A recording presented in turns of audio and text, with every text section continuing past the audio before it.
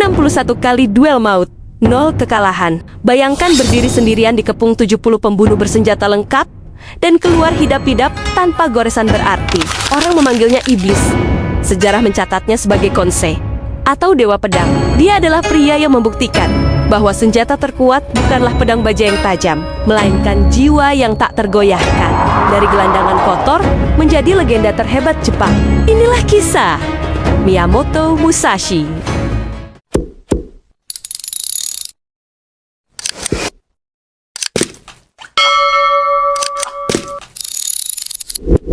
Tahun 1600, Sekigahara. Ini bukan sekadar perang, ini adalah neraka di dunia nyata.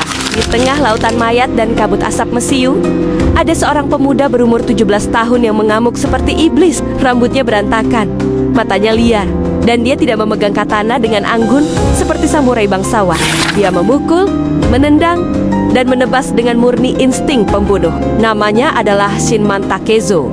Dunia kelak akan mengenalnya sebagai legenda bernama Miyamoto Musashi.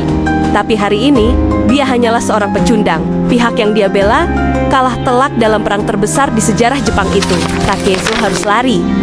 Dia bukan lagi prajurit. Dia sekarang adalah buronan. Diburu seperti anjing liar di hutan-hutan gelap pegunungan.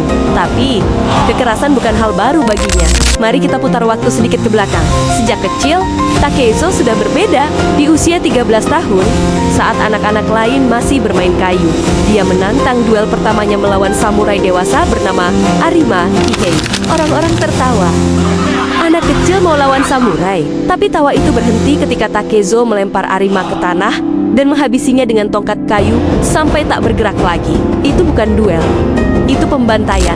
Kembali ke masa pelarian pasca perang Sekigahara, Takezo terluka, lapar dan dikepung musuh dari segala arah. Disinilah mentalitasnya diuji. Dia tidak takut mati, tapi dia menolak untuk mati konyol. Bersama sahabatnya, Matahachi, mereka merangkak di lumpur, bersembunyi di balik semak-semak, menahan napas setiap kali patroli musuh lewat. Di mata Takezo saat itu, dunia hanya punya satu aturan: membunuh atau dibunuh. Yang kuat hidup, yang lemah mati. Tidak ada kehormatan, tidak ada bushido. Yang ada hanyalah hasrat untuk menjadi yang terkuat di bawah langit. Tapi Takezo tidak sadar, ambisi buta itu justru mengantarkannya ke jebakan yang akan mengubah hidupnya selamanya. Sebuah jebakan yang disiapkan bukan oleh musuh bersenjata, tapi oleh seorang biksu nyentrik bernama Takuan Soho. Takuan Soho tidak membunuh Takezo dengan pedang. Dia melakukan hal yang lebih menyakitkan. Dia menggantung Takezo di pohon tua, membiarkannya diterpa panas dan hujan, memaksanya melihat ke dalam jiwanya sendiri yang kotor.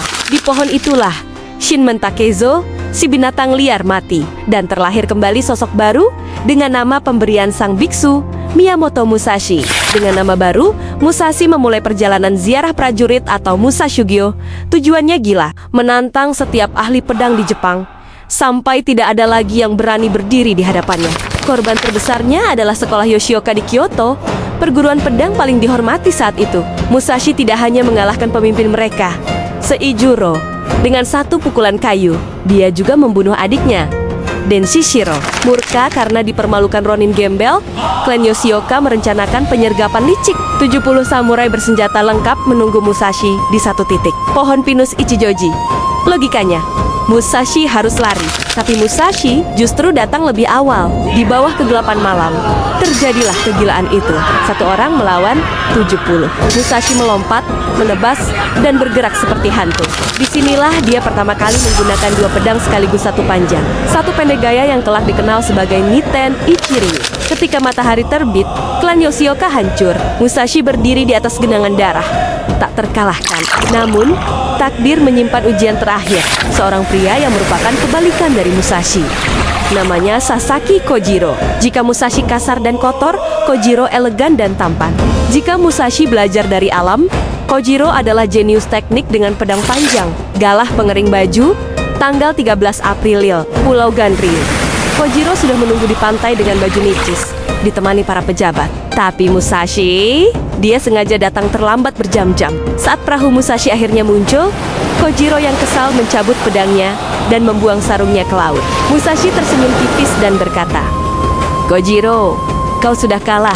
Jika kau berniat menang, Kau tidak akan membuang sarung pedangmu. Musashi tidak membawa pedang baja. Di tangannya hanya ada dayung perahu bekas yang ia serut menjadi pedang kayu boken saat perjalanan tadi. Kojiro menyerang. Kilatan pedangnya memotong ikat kepala Musashi. Tapi di detik yang sama, dayung kayu Musashi menghantam batang kepala Kojiro dengan suara mengerikan. Sang iblis jenius itu rubuh. Duel terbesar dalam sejarah samurai selesai dalam satu jurus. Kojiro tewas. Musashi menang, tapi di pantai Pulau Ganryu itu, Musashi tidak bersorak. Dia melihat jasad rival terhebatnya tergeletak di pasir dan merasakan kehampaan yang luar biasa. Kemenangan itu terasa pahit. Konon, setelah hari itu, Miyamoto Musashi tidak pernah lagi menggunakan pedang baja dalam duel yang mematikan. Sang iblis perang telah mati, digantikan oleh seorang konsai, sang suci pedang. Musashi menghabiskan sisa hidupnya bukan untuk mencari lawan, tapi mencari ketenangan. Dia menyadari bahwa jalan pedang sama persis dengan jalan seni. Tangan yang dulu membantai 70 orang, kini dengan lembut memegang kuas tinta.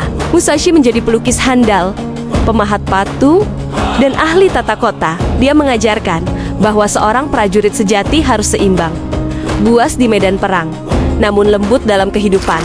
Tahun 1643, Musashi merasakan ajalnya sudah dekat. Tubuhnya dimakan kanker, tapi semangatnya masih menyala. Dia naik ke Gunung Iwato, masuk ke dalam gua Reigando yang sunyi. Hanya ditemani lilin remang-remang, dia menuangkan seluruh ilmu hidupnya ke dalam gulungan kertas. Di sanalah lahir mahakarya abadi, Gorin no Mersho, atau The Book of Five Rings.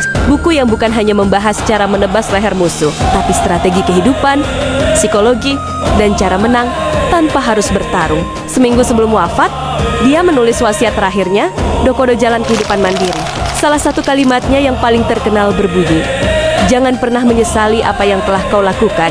Tanggal 13 Juni tahun 1645, Miyamoto Musashi menghembuskan napas terakhirnya. Legenda mengatakan, dia mati dalam posisi duduk bermeditasi, dengan satu tangan memegang pedang, tegak dan waspada, bahkan di hadapan dewa kematian. Dari anak liar yang dibuang kampungnya, menjadi samurai terhebat sepanjang masa.